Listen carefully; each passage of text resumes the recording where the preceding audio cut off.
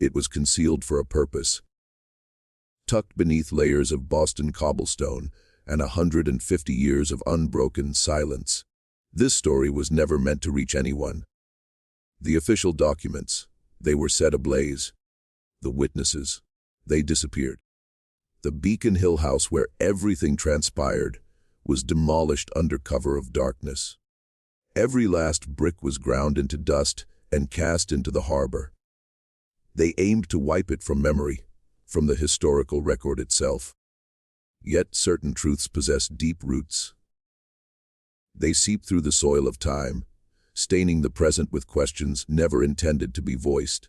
And the pivotal question, the one that tormented a select few to their dying days, is both simple and terrifying.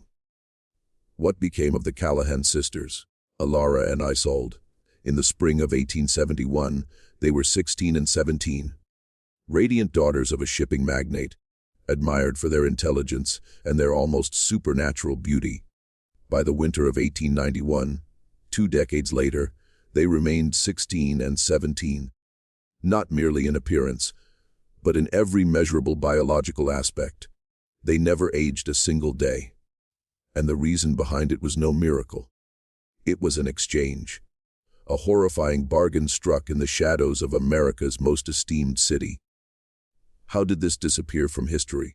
How does something so impossible, something so fundamental to our comprehension of life and mortality, simply get entered?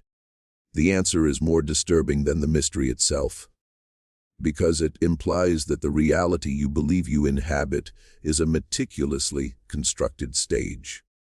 And behind the curtain are forces that manipulate the very laws of nature for their own benefit. This isn't merely a tale of 2 girls who halted time.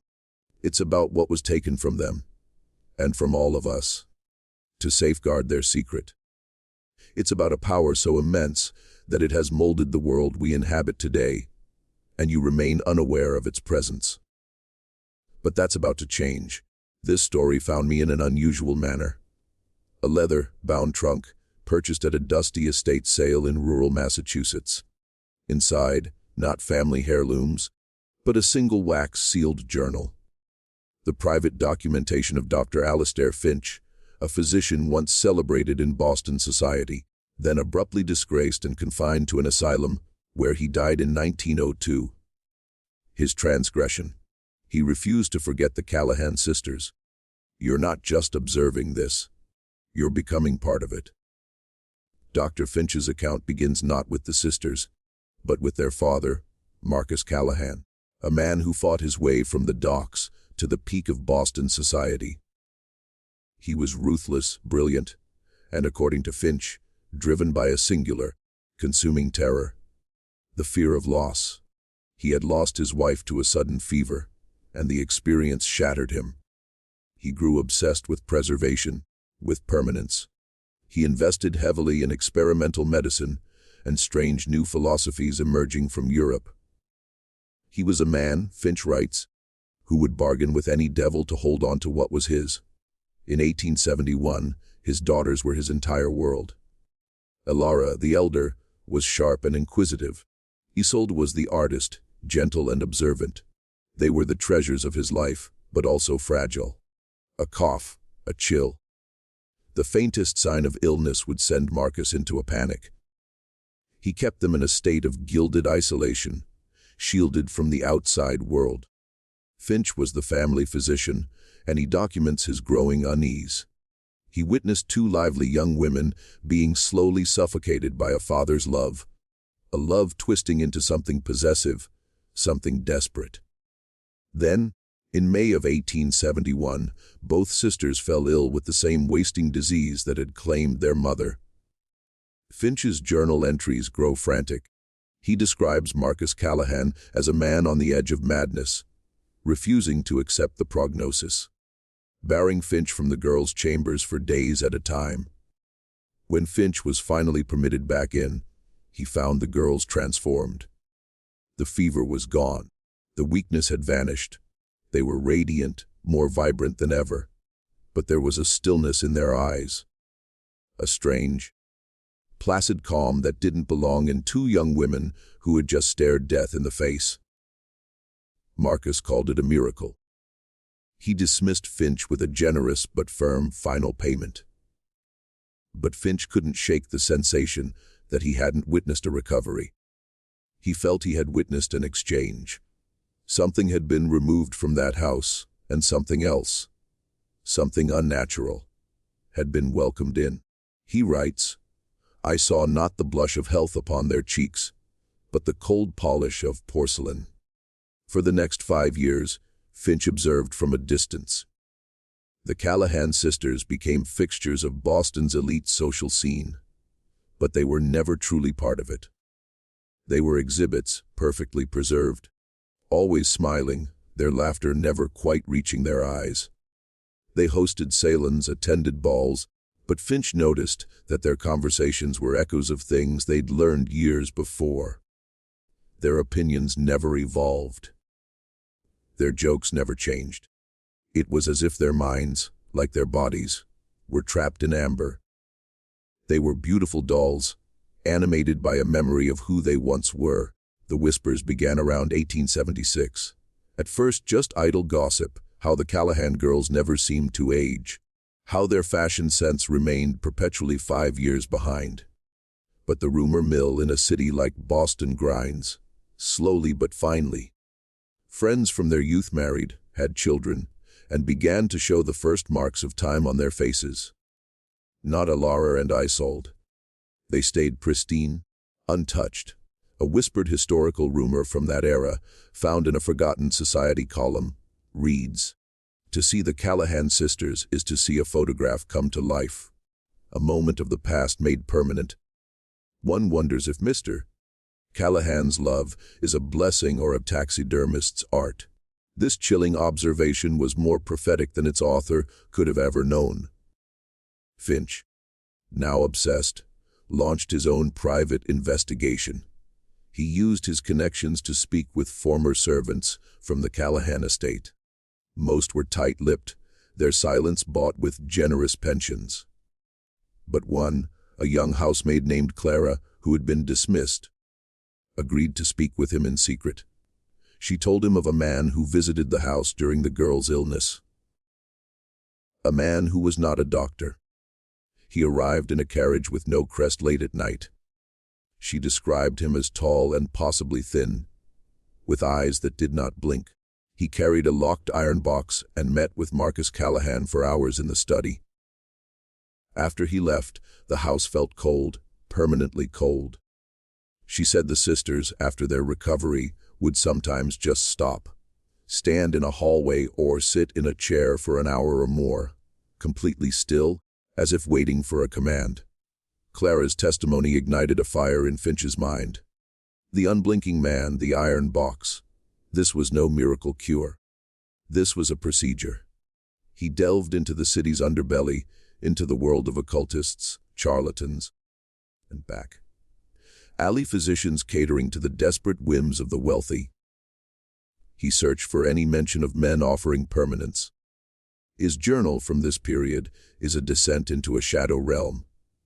He writes of secret auctions, where forbidden texts were sold for fortunes, of whispers about a cabal of Boston's most powerful men, industrialists, judges, academics, who sought to conquer not the world of commerce, but the world of natural law. They called themselves the Stygian Fellowship. Their goal was nothing less than the arrest of time itself. It sounded like madness, the ravings of a grieving man, but Finch was methodical. He cross-referenced names, dates, financial records. He discovered that a small elite group of men, Marcus Callahan among them, had been funneling vast sums of money into a front organization, the Boston Society for Chronological Study. On the surface, it was a respectable academic group dedicated to history and preservation. But Finch suspected its true purpose was far darker. He believed they weren't just studying time, they were attempting to manipulate it. He found a strange correlation. Every man in this inner circle had suffered a profound loss, usually a wife or a child. They were united not by greed, but by a shared pathological terror of mortality. And they were willing to pay any price, to commit any sin, to defeat it. He writes, "They speak of progress and enlightenment, but their path leads back to the oldest, darkest magic. They seek the power of gods, but possess the hearts of frightened children, willing to sacrifice anything or anyone to keep their toys from breaking." Honestly, what would you do if you possessed that kind of power? If you could freeze a perfect moment, a perfect person, and keep them forever, the temptation would be immense, and the cost unimaginable. By 1881, a full decade had passed since the sisters' miraculous recovery. They were now women in their late 20s, yet they still inhabited teenage bodies. The illusion was beginning to crack. What was once a curiosity was becoming a grotesque spectacle. Society, which had once fawned over them, now recoiled with a kind of fascinated horror. Invitations dwindled. The Callahan house on Beacon Hill became a place of rumor and dread. It was no longer a home. It was a museum of two living exhibits. Finch managed to arrange a meeting with Elara, the elder sister, under the pretense of a social call. He needed to see for himself. He describes the encounter in his journal with profound sorrow. He found her in the conservatory, surrounded by plants that had grown, withered, and been replaced a dozen times over, while she remained the same. Her skin, he wrote, has the luminescence of fine marble, but also its coldness. Her eyes are bright, but the intelligence behind them is a recording. She spoke of a concert she attended last week, but the concert she described took place in 1872. I asked her about the future, about her dreams. She looked at me with a serene, beautiful emptiness and said, "The future is today, Dr. Finch." It is always today. It was the most chilling thing he had ever heard. She wasn't alive, not in any meaningful sense. She was looping. Her consciousness was trapped in the same cycle of memories, repeating endlessly. She was a prisoner in her own perfect, unchanging body. The pact her father made hadn't just stopped her aging, it had stopped her from becoming. As he was leaving, she pressed a small folded piece of paper into his hand, her placid mask cracking for just a second. A flicker of sheer, unadulterated terror in her eyes. "He watches," she whispered. Her voice had a dry rustle. "He always watches." On the paper was a single cryptic drawing, a serpent eating its own tail, but inside the circle was a drawing of a blooming lotus flower slowly being constricted. A symbol of infinity strangling a symbol of life and rebirth. It was a message, a cry for help from a soul trapped in a beautiful, unbreakable cage. The symbol, the Ouroboros strangling the lotus, became Finch's obsession. It wasn't a known alchemical or occult symbol. It was specific. It was a key. He spent months in the dusty archives of Boston's libraries, poring over ancient texts looking for a match. He found it finally in a privately published, incredibly rare book bound in human skin. A text so vile it was only spoken of in hushed whispers. The Somnus Infinitum, or the Endless Sleep. The book wasn't about magic in the theatrical sense. It was a kind of proto-scientific manual, a grimoire of biological manipulation. It described a process, a transference where the vital regenerative life force, the bloom of one subject, could be used to create a state of stasis in another. It didn't grant immortality. It granted permanence. But the cost was monstrous. To make one thing permanent, something else had to be consumed. The process required a constant source of life force. It wasn't a one-time procedure. It was a subscription, a parasitic relationship. The book described the creation of a vessel, a biological anchor, that would draw life energy from a source and channel it into the subject. The subject would be locked in perfect, unchanging stasis.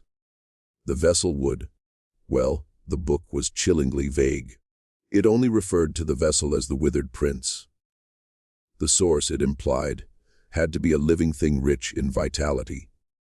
Elara's drawing was a diagram. The serpent was the stasis, the endless loop.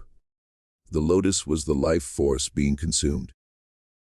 The Callahan sisters weren't just frozen in time. They were the end point of a horrifying biological circuit. Their unnatural permanence was being fueled by the slow systematic draining of something or someone else. Suddenly, a series of strange disappearances that had plagued Boston's poorest districts over the past decade took on a terrifying new meaning. Young, healthy men and women plucked from the streets, never to be seen again. The police had no leads. But Finch now had a theory too dark to contemplate. Were these lost souls the source? Were their lives the fuel for the sisters' endless youth? This was a machine of flesh and blood. Finch realized he was standing on the edge of a precipice. This was no longer just about the Callahan sisters. It was about a conspiracy that treated human life as a raw commodity. The Stygian Fellowship wasn't just a club for grieving fathers. It was a sophisticated vampiric enterprise. He had to find the vessel, the withered prince, the biological engine driving this whole nightmare. His search led him to a private sanatorium on the outskirts of Boston, an institution funded by a consortium of anonymous benefactors.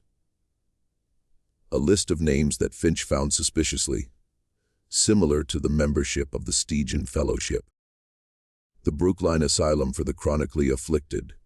It wasn't for the mentally ill. It was for patients with rare degenerative diseases. Or so they claimed. Finch used a forged letter of recommendation to gain access, posing as a physician interested in their novel treatment methods. The director, a cold, severe man named Dr. Silas Croft, showed him around the pristine, quiet facility.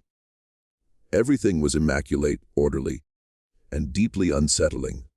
The patients were all kept in private rooms, their faces hidden behind veiled screens. Croft explained it was to grant them dignity. Finch knew it was to hide their identities. He managed to steal a patient manifest. On it, he found a name that made his blood run cold: Thomas Callahan, Marcus Callahan's son. His firstborn child, who had reportedly died of a rare genetic disorder at the age of 10, years before the sisters were even born. But he hadn't died. He had been hidden. He was the vessel. He was the withered prince. In the dead of night, Finch picked the lock to Thomas's room. The description in his journal is the stuff of nightmares. Thomas was alive, if you could call it that. He was ancient, 100 years old in the body of a boy.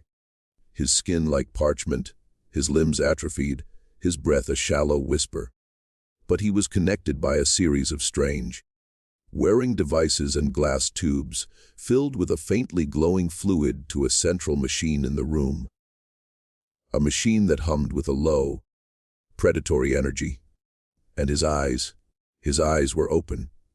They were ancient, lucid, and filled with an agony so profound it was almost a physical force. He couldn't speak, but his eyes screamed. Finch had found the engine. Marcus Callahan hadn't just sacrificed strangers to preserve his daughters. He had sacrificed his own son. The horror of the discovery almost broke him. Marcus Callahan had turned his own son into a living battery, a withered, forgotten god fueling the artificial lives of his perfect sisters. Thomas was the secret shame, the monstrous price for the family's miracle. His slow decay was their eternal youth. The glowing fluid in the tubes. It had to be the extracted life force, the bloom. It was being siphoned from Thomas, processed by this humming, arcane machine, and then somehow delivered to Elara and Isolde. But how? Finch knew he couldn't stay. Dr. Croft's eyes had held a glint of suspicion. He had to get out, but he couldn't leave without proof. He used a small syringe he brought to draw a sample of the glowing fluid from one of the tubes. He also saw, on a small table beside the bed, a silver locket. He took it, a desperate, foolish act, but he felt compelled, an instinct. He fled the asylum, his heart hammering against his ribs, the small, warm vial of fluid burning in his pocket. Back in his lab, he examined the substance under his most powerful microscope. It was unlike anything he had ever seen. It was not blood. It was not plasma. It was alive. Tiny, luminous particles like microscopic stars swam within the fluid, pulsing with a slow, rhythmic light. It was pure vitality, raw and refined. Life itself, stripped of its vessel. A chilling quote from the Somnus Infinitum came back to him. The soul's light may be decanted, like fine wine, leaving the dregs behind. He opened the locket he'd taken. Inside were 2 miniature portraits. On one side, a young, healthy boy of about 10, Thomas before his transformation. On the other side was a portrait of a woman Finch didn't recognize, a beautiful woman with dark, defiant eyes. Underneath her portrait, a tiny inscription, "Lenora, my life, my bloom." Who was Lenora? And why was her portrait in a locket in Thomas's room? The name wasn't in any of the Callahan family records. It was another ghost, another piece of the puzzle that hinted at an even deeper, more foundational crime than the one he had already uncovered. This machine didn't begin with Thomas. It began with her.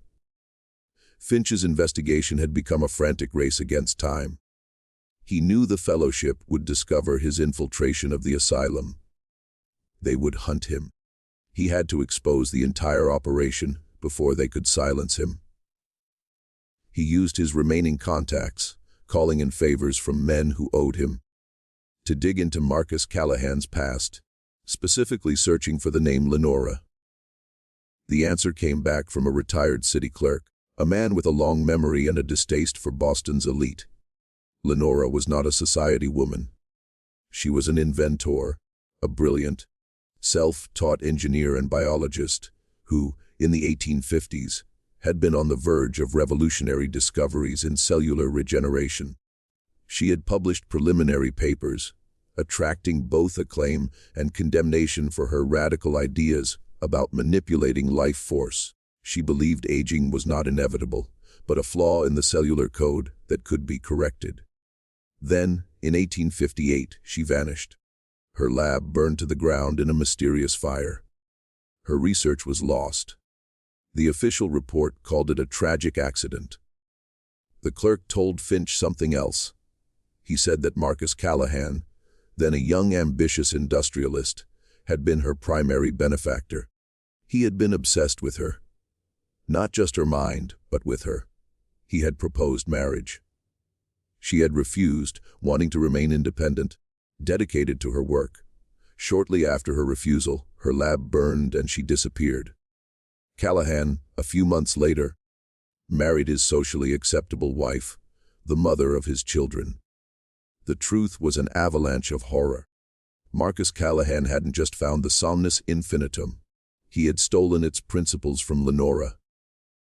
He had coveted her genius, and when he couldn't possess her, he took her work, likely killing her and destroying her lab to erase his theft. The entire Stygian Fellowship, the entire horrifying machine of sacrifice, was built on the stolen genius of a woman history had deliberately forgotten.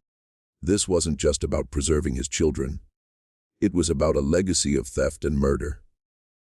Lenora was the first victim.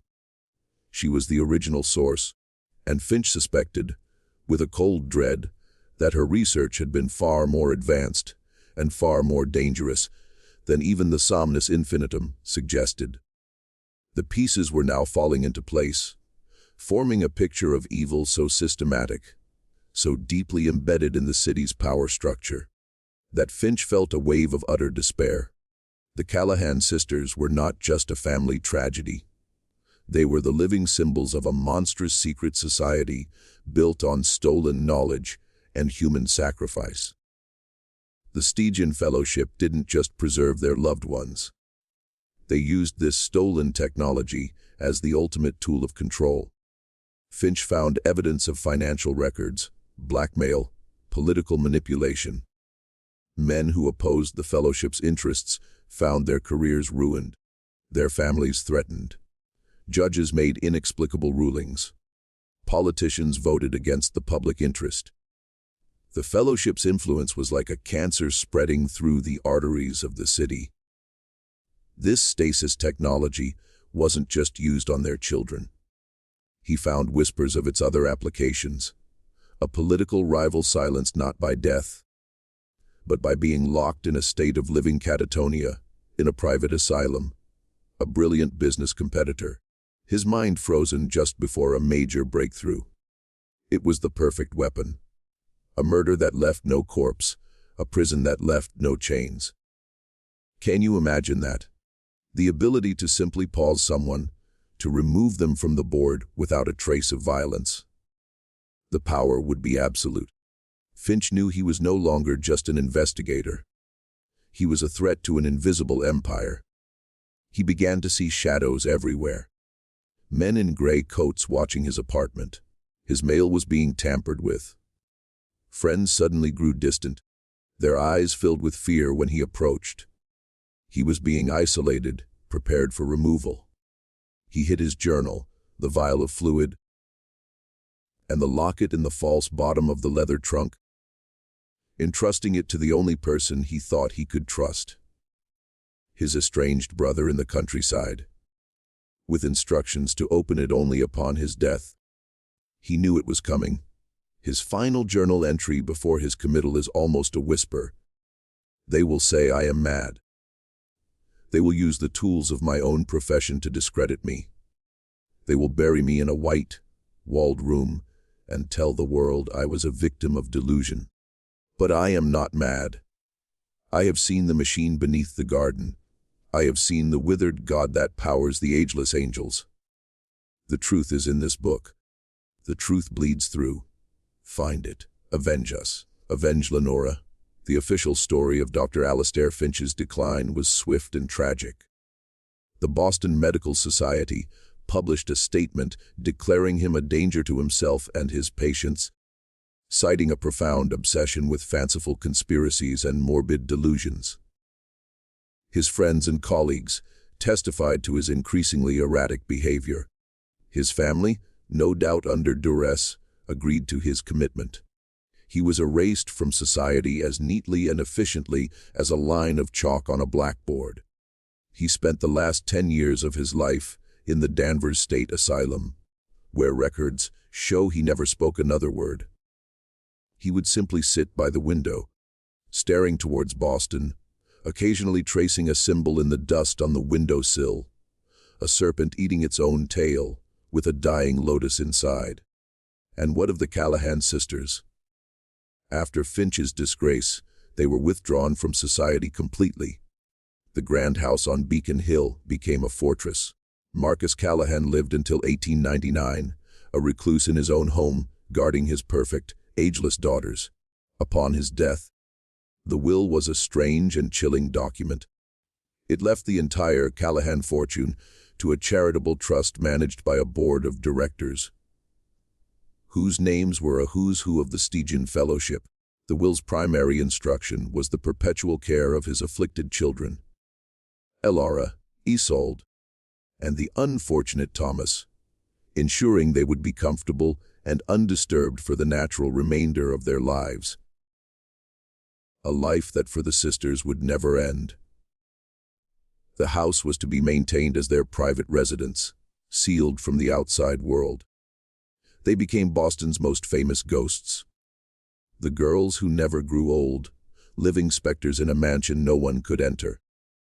The story became a local legend, a piece of Gothic folklore told to frighten children. The dark truth, of course, was locked away with them. But the machine required fuel. The disappearances didn't stop. They just became more subtle, more difficult to track. Managed by the Fellowship's vast resources, the withered prince in the asylum still needed to be fed. The porcelain dolls in the mansion still needed their stolen bloom. If you've come this far, comment. The truth bleeds through. Below, you're beginning to understand that some legends are true.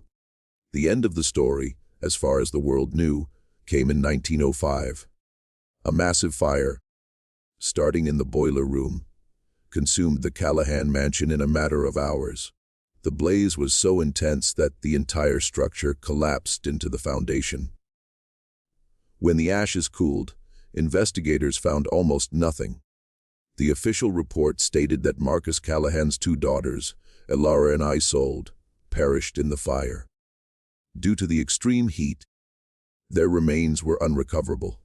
It was a neat, tidy ending, a tragic but plausible conclusion to a strange family story. But Finch's journal tells a different story.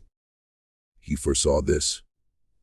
In a section written during his paranoid final days of freedom, he speculated on the Fellowship's endgame. "They cannot let the sisters be discovered," he wrote. "As medical science advances, their condition would become an uncontainable curiosity. A single blood sample under a modern microscope would expose everything. The stasis is a relic of a bygone era. They will not risk it. They will not cure them. They will cleanse the board. They will burn the evidence. They will call it a tragedy. The fire wasn't an accident. It was a cleansing. A final, brutal act of erasure. The Stygian Fellowship was severing its ties to its most visible, most dangerous secret. They were future-proofing their conspiracy. But there was one detail from the fire that never made sense. A detail whispered among the firemen for years. They found no bodies. Not a bone fragment. Not a shred of tissue. Nothing. It was as if the sisters had simply evaporated. The Fellowship's explanation was the intensity of the heat.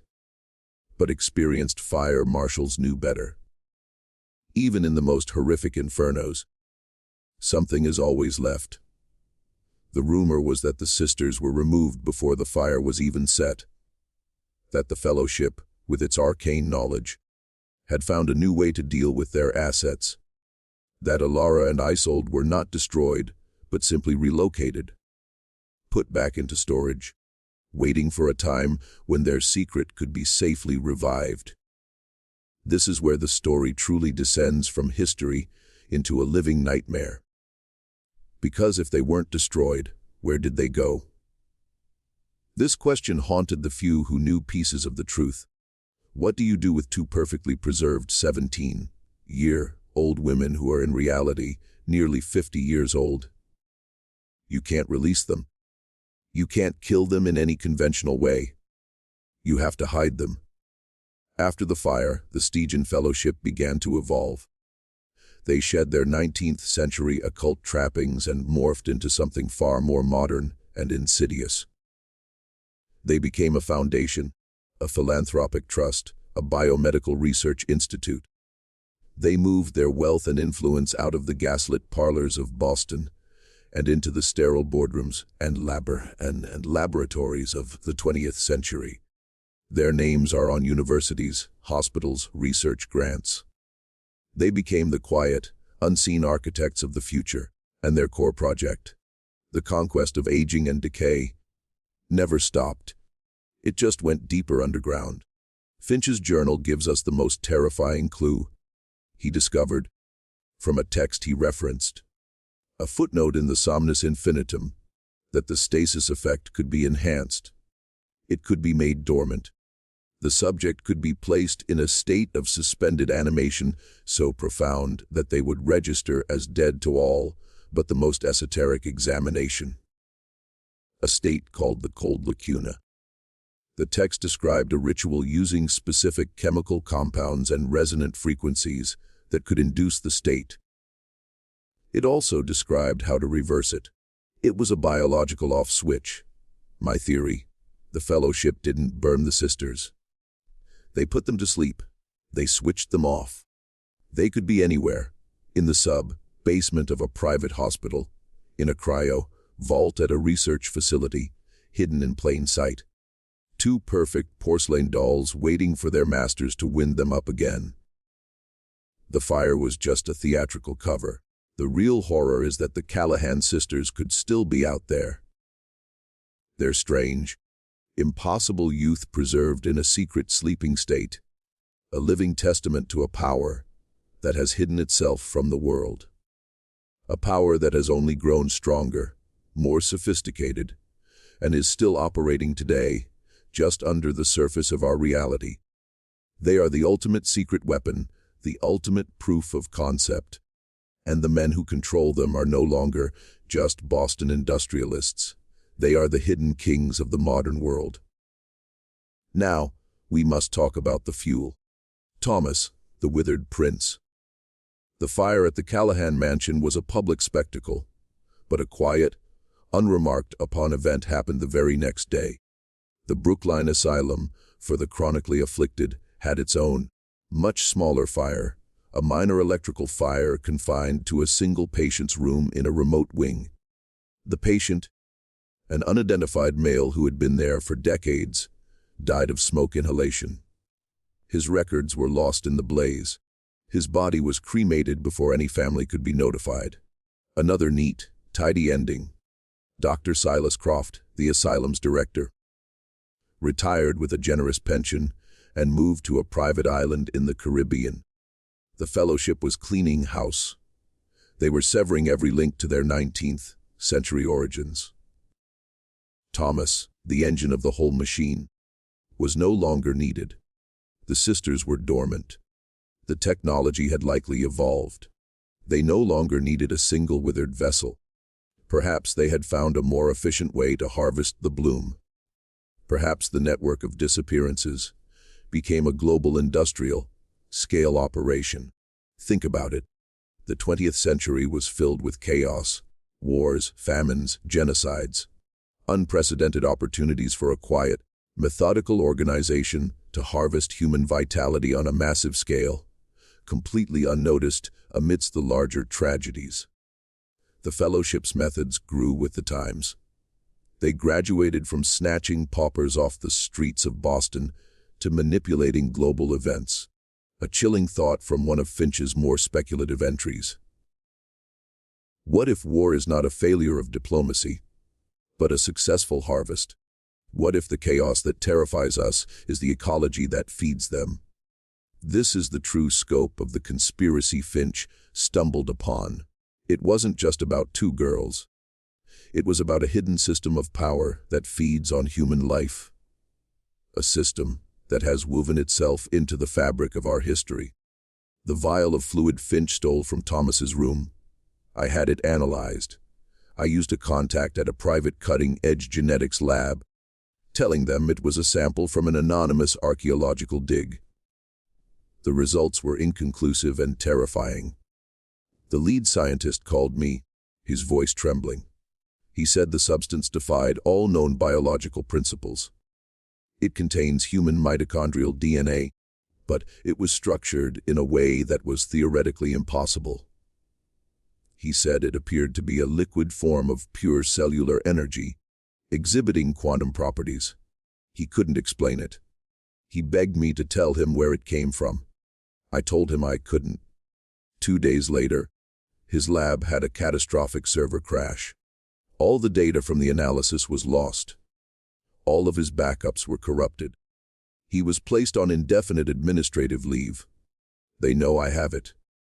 And they are still cleaning house. You have to understand the psychology of these men. The members of the Stygian Fellowship don't see themselves as evil. They see themselves as pioneers, as saviors. They believe that humanity, with its messiness, its decay, its mortality, is a flawed creation.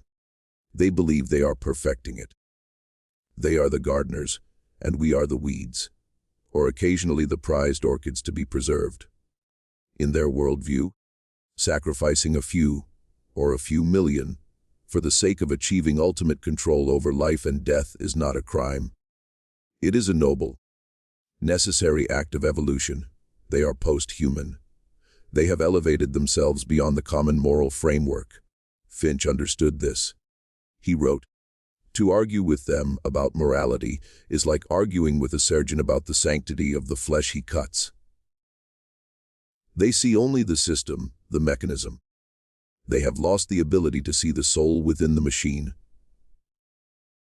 And their power comes not just from their wealth, but from their secrecy and their patience. They plan in terms of centuries, not years. They have built a dynasty of knowledge, passed down from one generation to the next. The children of the original members are now the elder statesmen of our world. They sit on the boards of global corporations. They fund political campaigns. They shape public opinion through media empires.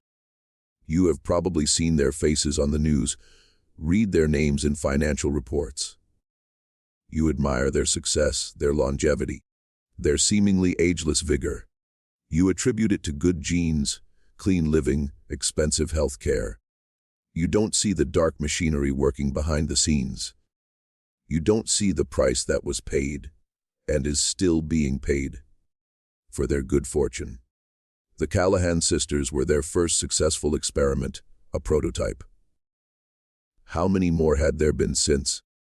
How many influential figures in our world, who seem to defy the ravages of time, are part of this program? What if the secret to their power isn't just money? What if it's time itself? What if they have mastered the art of stealing it from others?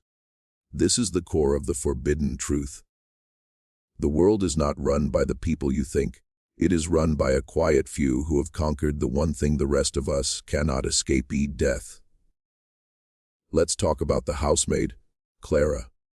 She's the one who told Finch about the unblinking man. Her testimony was the first crack in the facade. After speaking with Finch, she disappeared. Her family was told she had taken a new position with a wealthy family in England and would be traveling for many years. She was never heard from again, but Finch, in his meticulous way, kept digging. He discovered that the wealthy family in England was a fiction. The ticket she had supposedly purchased was for a ship that didn't exist. She was another loose end, neatly tied up and disposed. But Clara was clever. She was terrified of Marcus Callahan and his associates. She left something behind, an insurance policy. She wrote a long, detailed letter, a full confession of everything she saw and suspected, and gave it to her priest with instructions that it should only be opened if she went missing. The priest, an honest man named Father Michael, was horrified. When Clara vanished, he went to the police. He presented the letter. An investigation was opened, and then it was promptly closed. Father Michael was visited by two well-dressed gentlemen who spoke to him about the reputational damage such a fantastical story could do to the church and to him personally. They mentioned the orphanage the church ran and how its funding depended on the generosity of certain benefactors. The message was clear. The letter vanished from the police evidence locker. Father Michael was transferred to a remote parish in the far west, where he died a few years later of a sudden illness. The system protected itself. It was flawless. But they missed one thing. Before Father Michael was transferred, he did something incredibly brave. He made a copy of Clara's letter, and he hid it in the back of the oldest Bible in his new remote church. And there it sat for over a century. A forgotten testimony, a ghost's cry in the wilderness. It was found in 2019 when the church was being decommissioned. The letter, in Clara's desperate, looping script, confirms every detail of Finch's investigation, but it adds one more chilling detail. She saw what was in the iron box the unblinking man brought to the house. She peeked through the keyhole of the study. It wasn't medical equipment. It was a small, ornate cage, and inside the cage was a bird, a nightingale, she wrote, that sang a song that made the glass tremble. A nightingale. The detail seems poetic, almost absurd, but it fits with the esoteric pseudo-scientific nature of the fellowship. The Somnus Infinitum speaks of using resonant frequencies and auditory catalysts to activate the stasis process. It mentions that a specific harmonic vibration is needed to lock the cellular structure in place. What if the nightingale wasn't just a bird? What if its song was the key? A specific, unique biological sound that acted as the final switch in the procedure.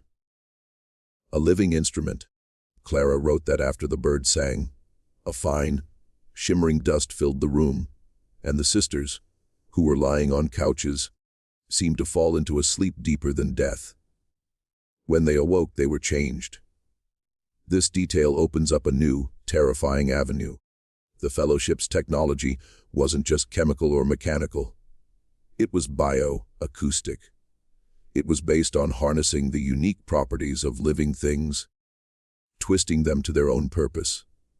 And it implies that their methods are far more subtle and harder to detect than Finch ever imagined. You wouldn't need a massive, humming machine if the catalyst was something as simple and transient as a sound. The procedure could be done anywhere. The technology could be portable. The iron box, it could be a complete kit. Think about the implications. What other natural phenomena have they weaponized?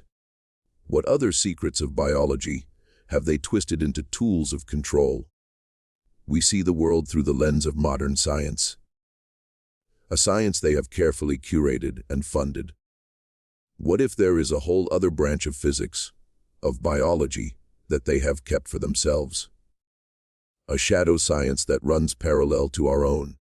A science that operates on principles we would dismiss as magic or fantasy. The Nightingale is a clue that the reality we inhabit is only a fraction of the whole truth. It tells us that the deepest secrets are not hidden in vaults or computer servers. They are hidden in plain sight, in the song of a bird, in the resonance of a crystal, in the biology we think we understand. And that is why they are so powerful. Because we don't even know what to look for. We don't even know the right questions to ask. Let's return to the sisters themselves. Elara and Isolde. What was it like for them? We have Finch's observations, Clara's testimony. But what was their internal experience? Finch believed their consciousness was looping, trapped in the cycle of old memories. But what if it was worse than that? What if they were aware of the passage of time, of the world changing around them, while they remained helplessly, horribly static? Imagine watching your friends grow old and die. Watching the world you knew transform into something alien, with new technologies, new customs, new faces everywhere, all while you are trapped in the body and mind of a 17-year-old. It wouldn't be a blessing. It would be the most exquisite form of torture ever devised. A silent, solitary hell. A disturbing real world quote comes to mind from the philosopher Friedrich Nietzsche. There are no beautiful surfaces without a terrible depth. The serene, placid beauty of the Callahan sisters was the surface. The terrible depth was a conscious, screaming soul trapped inside. There is a hint of this in Finch's journal. In his final, desperate attempt to understand, he sought out a medium, a popular spiritualist in Boston, Madame Eva. He was a man of science, and he despised what he saw as cheap theatrics. But he was desperate. He brought the locket he had stolen from Thomas's room. Madame Eva went into a trance. She didn't channel spirits of the dead. She channeled something else. She began to speak in two voices overlapping, one sharp and angry, the other soft and weeping. Elara and Isolde. The transcript Finch made is fragmented, almost incoherent, but some phrases stand out. The clock is a liar. A painted face. The song pins us down. Feather made a mirror, and we are trapped behind the glass. So much noise. The world is so loud now. He is so hungry. The boy in the dark room is so hungry. And then, the most chilling line of all, spoken in a single, unified, desperate whisper. Let us break. Please, let us break. They wanted to die. They were begging for the release of decay, of aging, of death.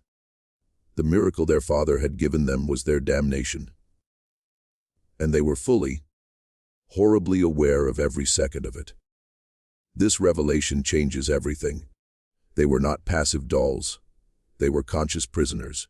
Elara's note to Finch, her whispered, "He watches," was not just a warning. It was a calculated risk, a desperate attempt to communicate with the outside world. And the drawing she gave him, the serpent and the lotus, wasn't just a symbol she had seen. It was a diagnosis. She understood, on some level, the nature of her own condition. She was trying to show him the mechanism of her prison. This paints the sisters in a new light. They were not just victims. They were fighters in the only way they could be. Silent, subtle saboteurs of their own gilded cage. This idea is supported by another of Clara's observations from her hidden letter. She said that in the years after their transformation, the sisters developed a secret language, a series of quiet gestures, hand signals, and shared glances. They would have entire conversations without speaking a word, especially when their father or other members of the fellowship were present. Clara believed it was just a sisterly quirk. But what if it was more? What if they were planning, scheming, sharing information, keeping their own minds active against the encroaching timeless stasis? What if they were looking for a way to break the spell? This suggests that the stasis was not perfect. It had flaws. It could be resisted. The human will, the conscious soul, could fight back against the biological prison.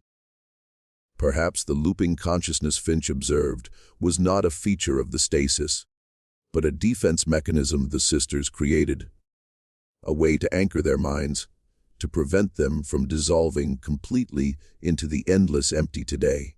They were not just waiting for a rescue. They were trying to orchestrate it.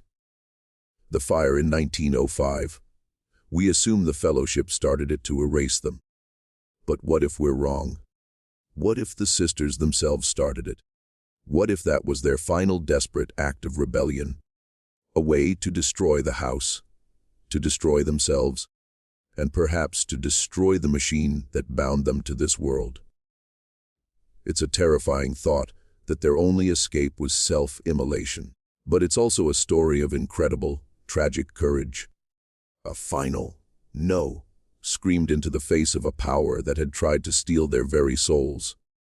If the sisters started the fire, it reframes the entire narrative. It means they were not just chess pieces. They were players. But it also raises a terrible question: did it work? Did they succeed in destroying themselves? Or did the fellowship intervene, rescuing them from their suicide attempt and putting them into the cold lacuna against their will? The evidence is ambiguous. A lack of remains could support either theory. But there is one more detail from the unpublished notes of the fire marshal who investigated the scene, a man named Captain Hewitt. He was an honest, thorough investigator, and he was deeply troubled by the case. His official report was clean, concise. But his private notes, which his grandson donated to a historical archive, tell a different story. Hewitt found something in the ashes of the conservatory, the one place where Elara felt some peace. It was the melted, warped remains of a small iron cage, a nightingale's cage. But inside it, he found something that shouldn't have been there: the charred, but still identifiable, remains of a complex clockwork mechanism. A timer. And it was connected to what appeared to be a chemical ignition system. It was a bomb, an incendiary device designed to start a fire of unimaginable intensity. Hewitt knew what it meant. He knew the fire was deliberate. He took the evidence to his superiors. He was told, in no uncertain terms, to drop it. He was told the case was closed. He was reminded he had a family, a pension to protect. He complied, but he kept the notes. He knew the truth. The sisters had tried to burn their prison to the ground. This wasn't a suicide. It was an attack. They weren't just trying to free themselves. They were trying to destroy the fellowship's research, to burn away the secret of their existence. They were trying to take their enemies with them. This act of defiance, this final fiery rebellion, is their true legacy. Not their timeless beauty, but their desperate, violent attempt to reclaim their own mortality. and it makes the possibility of their survival even more tragic. To have fought so hard, to have come so close, only to be recaptured and put to sleep by the very monsters they were trying to destroy. So, where does this leave us? With a story that has no clean ending, a conspiracy that has evolved beyond recognition, and two sisters who may or may not be sleeping in a hidden vault somewhere, waiting for the dawn of a new age. The Stygian Fellowship in its modern form is more powerful than ever. They have learned from their mistakes. Their methods are more subtle. Their control is more absolute. They are no longer a cable of Boston Brahmins. They are a global, invisible network. They are in the code of the algorithms that shape your reality. They are in the chemical formulas of the medicines you take. They are in the silent hum of the satellites that watch you from above. They have perfected the art of hiding in plain sight, and the technology born from Lenora's stolen genius and the blood of the withered prince has likely advanced to a degree we cannot even comprehend. Perhaps they no longer need a stasis. Perhaps they have achieved true regeneration, true immortality, the ability to reverse aging, to cure any disease, a power they keep for themselves and a select few they deem worthy. The ultimate form of control. Think of the people who truly run the world, the ones who seem to never lose, who seem to operate on a level of foresight and influence that is almost inhuman. We call them geniuses, titans, visionaries. What if they are simply old? Very, very old. What if they are the original members of the Fellowship, their lives extended by a century of stolen vitality, still playing the great game with the wisdom and ruthlessness of ages? It's a terrifying thought that we are living in a world still secretly ruled by 19th century robber barons who have found the ultimate cheat code. The Callahan sisters were the key to it all. Their tragedy was the foundation of this modern empire of shadows. And their story, buried for so long, is not just a ghost story. It's a warning. It's a map that shows us the blueprint of the prison we all live in without even knowing it. You're not supposed to know this, but some secrets refuse to stay buried. The journal of Dr. Alistair Finch is my source. Clara's letter is my proof. But the final piece of this puzzle came from a place I never expected. The locket. The one Finch stole from Thomas's room. The one with the portrait of Lenora, the murdered inventor. I spent months trying to find her living relatives. It was almost impossible. Her family line had been systematically scrubbed from records. But I finally found one, a great-great-grandniece living a quiet life as a librarian in Vermont. I went to see her. I showed her the locket. She had never seen it before, but she recognized the face. It was her great-great-grandaunt, Lenora. And she told me a story passed down through the women in her family. A whispered secret. They said that Lenora was not just an inventor. She was a mother. She had a son. A brilliant, beautiful boy. But the boy had a secret, a flaw, a rare genetic condition that was causing his body to age at a terrifyingly accelerated rate. A disease that would have him old by the time he was a teenager. Lenora's research, her obsessive work on cellular regeneration, it wasn't for fame or for humanity. It was for him. She was trying to save her son, and the name of her son, Thomas. The withered prince was not Marcus Callahan's son. He was Lenora's.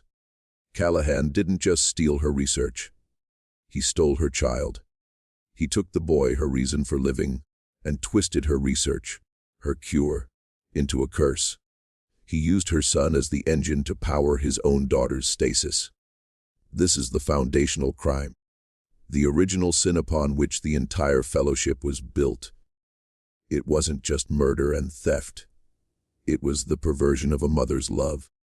Callahan took the cure she was creating for her dying son and used it to turn his own healthy daughters into immortal, lifeless objects. It is an act of evil so profound, so personal, that it almost defies comprehension. The story isn't just about stolen life. It's about stolen love, stolen motherhood, a stolen future. And it makes the silent agony of Thomas, the withered prince, even more heartbreaking. He wasn't just a victim. He was the betrayed and forgotten son of the very genius, whose work was being used to torture him. This final revelation recontextualizes everything. Marcus Callahan's actions were not born of a father's grief. They were born of a monstrous, possessive envy. He coveted Lenora's genius. He coveted her son, a child more brilliant than his own. When he couldn't have her, he took everything that was hers and twisted it into a monument to his own ego. The Callahan sisters were living trophies. Proof that he, Marcus Callahan, could conquer time using the tools of the woman who had rejected him. The Stygian Fellowship was not a brotherhood of grieving fathers. It was a club of entitled monsters who believed their wealth gave them the right to own anything and anyone. They were the ultimate patriarchs, willing to sacrifice their own children and the children of others to maintain their control. They didn't fear loss. They feared irrelevance. They feared the natural order where the old must make way for the new. They sought to stop that cycle, to establish a permanent, unchanging world with them at the top. A world where their daughters would never leave them, where their power would never fade. It is the ultimate expression of tyrannical narcissism. And it's a pattern we see repeated throughout history. Men of power trying to stop the clock, trying to control the uncontrollable, leaving a trail of broken lives in their wake. The story of the Callahan sisters is not a unique anomaly. It is the most extreme example of a timeless human darkness. A darkness that wears the mask of progress, of love, of protection, but which is at its core nothing more than a terrified, ravenous ego consuming the world to feed its own fear of the end. This is the lesson Finch learned, the one that drove him to what the world called madness. He saw that the greatest monsters are not creatures from stories. They are men who have convinced themselves that their desires are more important than the lives of others. Men who would burn the world to see themselves reflected in the ashes. Now, you must ask yourself why this story and why now. The Journal of Dr. Finch, Clara's letter, the fire marshal's notes. These pieces have been scattered for a century. Why are they surfacing at the same time? I believe it's because the system is beginning to crack. The Fellowship, for all its power and planning, is not infallible. A century of secrets is a heavy burden to carry. New technologies, the very ones they helped to create, are becoming a threat. DNA analysis, global information networks, the digital ghosts of every transaction and communication. The world is becoming harder to control. Secrets are harder to keep. Perhaps a faction within the Fellowship itself is leaking this information. A younger generation, horrified by the sins of their fathers, trying to expose the truth from the inside. Or perhaps it's something else. Perhaps the stasis technology itself is becoming unstable. Perhaps the porcelain dolls are beginning to crack on their own. The energy that sustains them cannot be maintained forever. The laws of nature, the true laws, can be bent, but they cannot be permanently broken. Entropy always wins. The universe demands its payment. There is a concept in physics known as quantum entanglement. Two particles linked in a mysterious way, no matter how far apart they are. What happens to one instantly affects the other. What if the bloom, the life force, operates on a similar principle? What if all the souls the Fellowship has consumed over the decades are still connected? A vast, invisible network of stolen lives. And what if that network is beginning to push back? What if the ghosts are finally rising? Not in a supernatural sense, but in a quantum physical one. What if the truth is not just being uncovered, but is actively forcing its way into our reality? The story of the Callahan sisters is not just a warning from the past. It may be a harbinger of a coming storm, a reckoning that has been brewing in the shadows for over 150 years. I have to believe that Finch's efforts were not in vain, that Clara's courage, Father Michael's faith, Captain Hewitt's integrity, that these small acts of defiance mattered. They kept a spark of the truth alive, passed down through the dark decades like a secret flame. Now, that flame has been passed to you. You who are watching this. You are the next link in the chain. This knowledge is dangerous. It changes the way you see the world. You will start to see the patterns. You will notice the figures who seem to defy time. You will question the official narratives of history. You will see the hand of the Fellowship in the strange currents of power that shape our lives. They will want to dismiss this.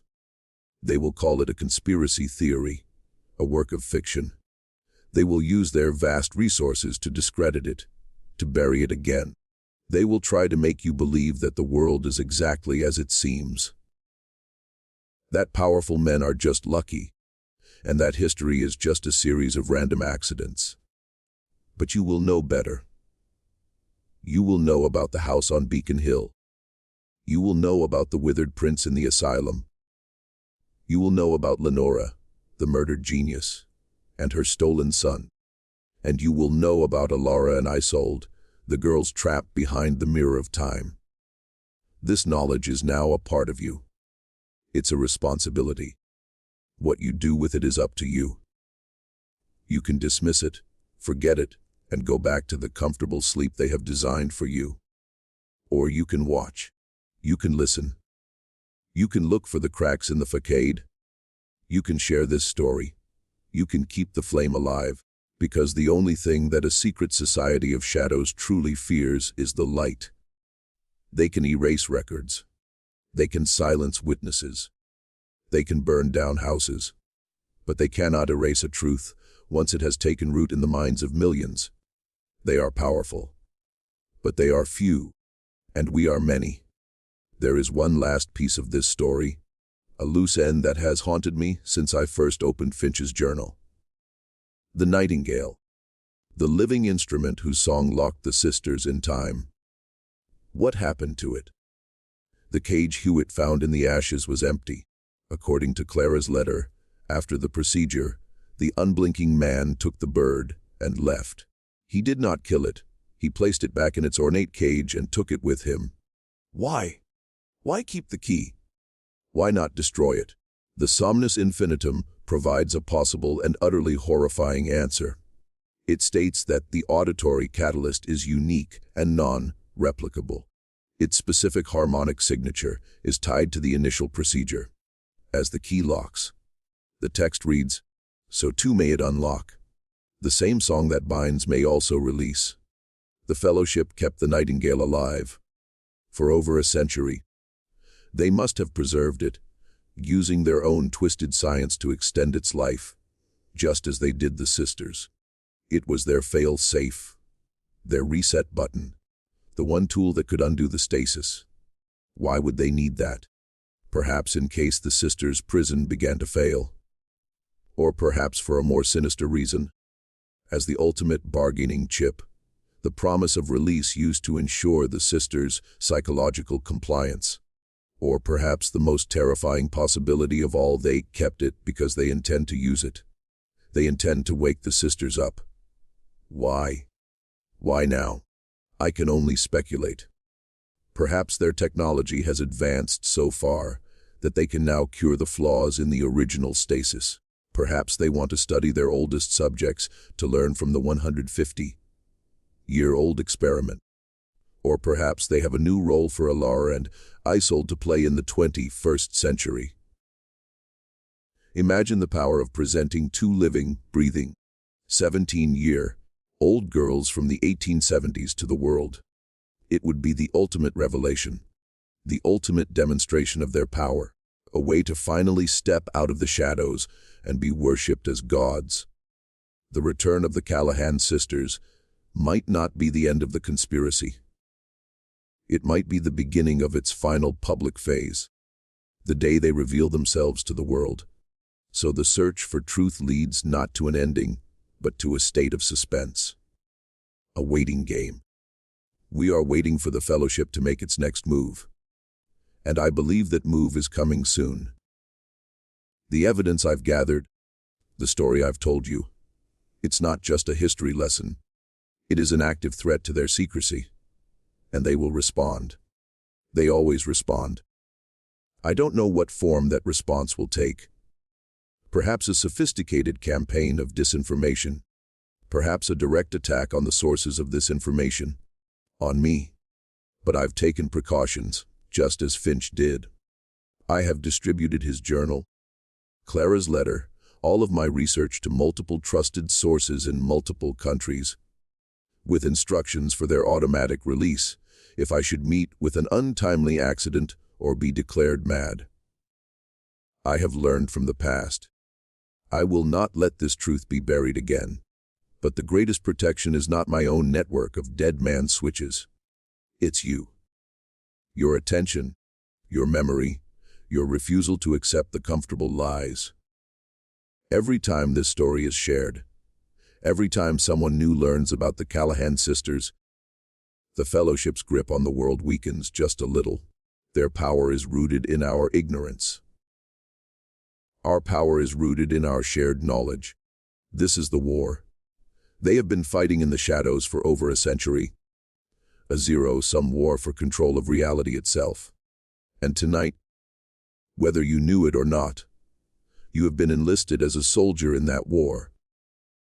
You have been given a map of the battlefield and a glimpse of the enemy. An enemy that has been hiding in plain sight. An enemy that has shaped the world you were born into.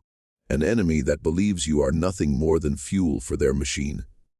But they are wrong.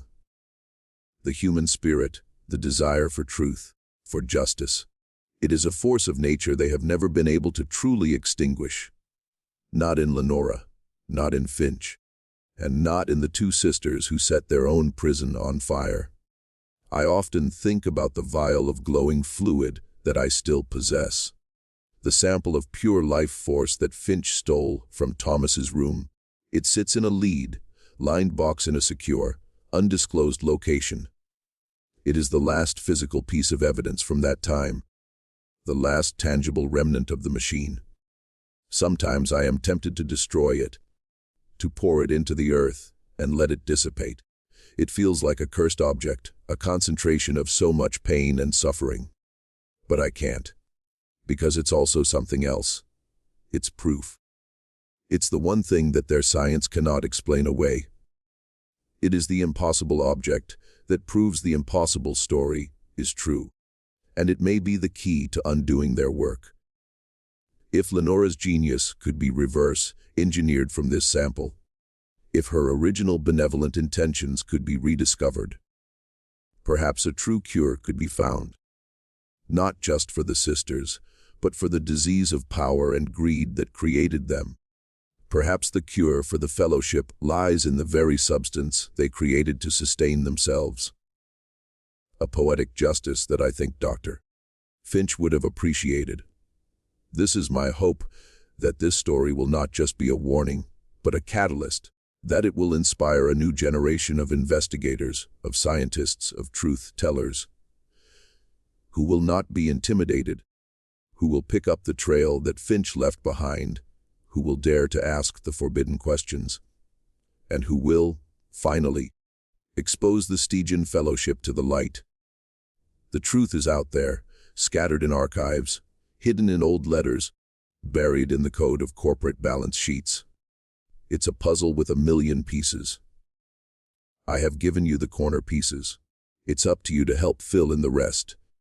Look for the patterns, question the timelines, follow the money, and never, ever believe that history is settled. It is a living, breathing thing, and it can be rewritten. The ghosts of the past are speaking. It's time we started to listen. What does it mean to be timeless? We romanticize the idea. We see it as a form of perfection, eternal youth, endless beauty. But the story of the Callahan sisters shows us the truth: to be timeless is to be lifeless. Life is motion. Life is change. Life is growth and decay. It is the constant, messy, beautiful process of becoming. To arrest that process is to commit a profound violence against the very nature of existence. It is to create a statue, not a person. The Stygian Fellowship, in their arrogance, believed they were conquering death. But they didn't. They just created a more elegant, more horrifying form of it, a living death. A death of the soul trapped inside a shell of unchanging flesh.